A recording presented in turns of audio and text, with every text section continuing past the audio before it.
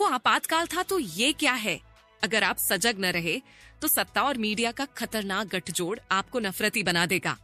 Media आप में शोषक के प्रति ही सहानुभूति पैदा कर देगा और जिसका शोषण हो रहा है उसे अपराधी करार देगा। 2014 के बाद से भारत के मेन स्ट्रीम मीडिया ने सत्ता के साथ गलबहियां करके यही किया है। मीडिया ने अघोषित आपातकाल, अन्याय, गरीबी, भुखमरी, बेरोजगारी और शर्म जैसे विषयों को गौरव का विषय बना दिया।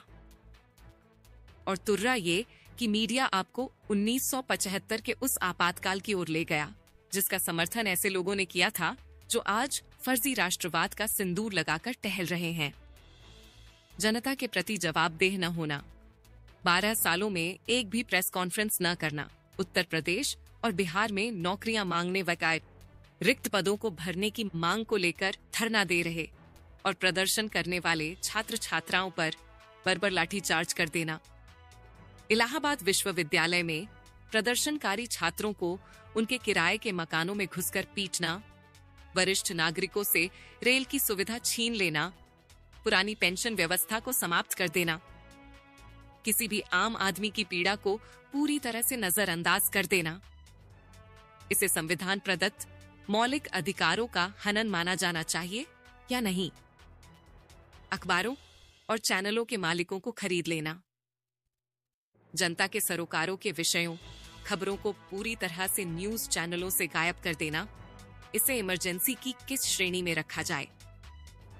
या ये चर्चा केवल 1975 वाली 2 साल की इमरजेंसी पर ही होगी या 11 सालों से अघोषित इमरजेंसी पर होगी? अपने ही देश के नागरिकों को सत्ता के लिए आपस में लड़ाकर रखना, हेट स्पीच पर केवल एक पक्षीय कार्रवाई को अघोषित इमरजेंसी माना जाए या न माना जाए? न्यायिक व्यवस्था और उसकी न्यायिक परिभाषा को धूल-धूसरित कर देना, रिटायर्ड जजों को लालच या धमकी देना और फिर पद से नवाजा जाना, ये किस तरह की इमरजेंसी के तहत आएगा? निर्वाचन आयोग की निष्पक्षता वर्तमान में शून्य हो चुकी है। एक पूरी की पूरी संवैधानिक संस्था को ही लगभग खिलौना बनाकर रख देना, इसे क्या नाम दिया जाए? बार बार वोटर लिस्ट में व्यापक गड़बड़ियां करके अपने पक्ष में खेल खिलवाना, क्या माना जाए? पहले हर विदेशी दौरों पर मीडिया साथ जाता था और उस दौरे से देश को क्या लाभ होंगे, किन किन विषयों पर बात हुई, उसकी जानकारी साझा होती थी। यह सब 11 सालों से बंद क्यों हुआ? सिर्फ गाना बजाना, ढोल मंजीरा लेकर नचनिया बने पत्रकारों के झुंडों को प्रश्रय देना, इसे इमरजेंसी के खांचे में फिट किया जा सकता है कि नहीं? यूट्यूब चैनलों पर जो पत्रकार खबरों और विश्लेषणों को आम जनता से साझा कर रहे हैं, उन्हें ब्लैक क्यों किया जा रहा है?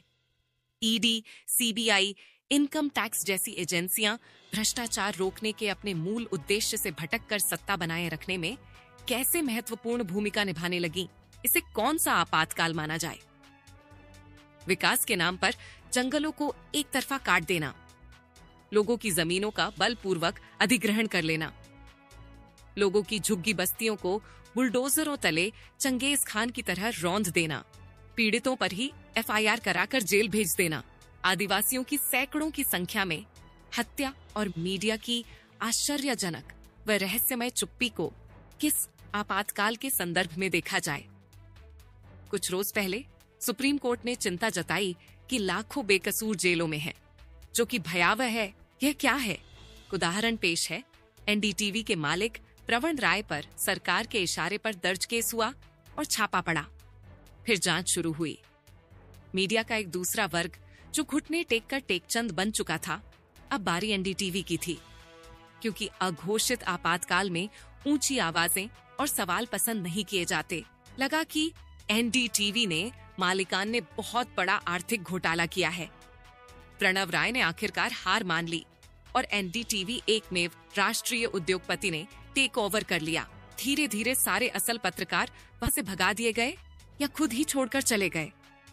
यहाँ तक भी ठीक था, लेकिन एकमेव राष्ट्रीय उद्योगपति के चैनल खरीदते ही प्रणव राय के केस में क्लोजर रिपोर्ट दाखिल हो गई। केस खत्म हो गया।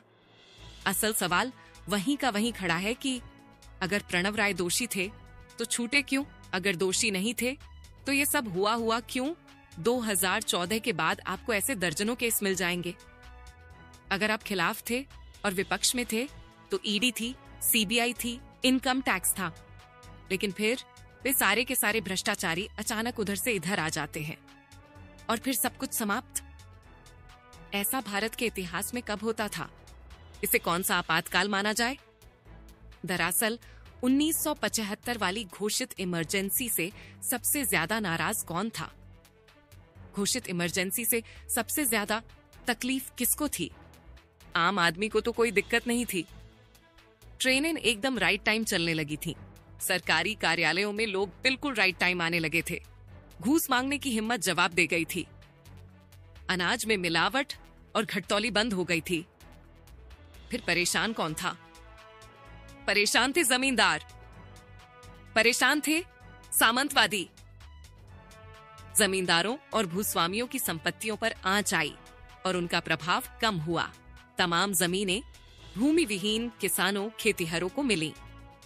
निजी बैंक खोलकर जनता का पैसा हड़पने वाले परेशान हुए, क्योंकि 1969 में 14 प्रमुख वाणिज्यिक बैंकों का राष्ट्रीयकरण कर दिया गया था।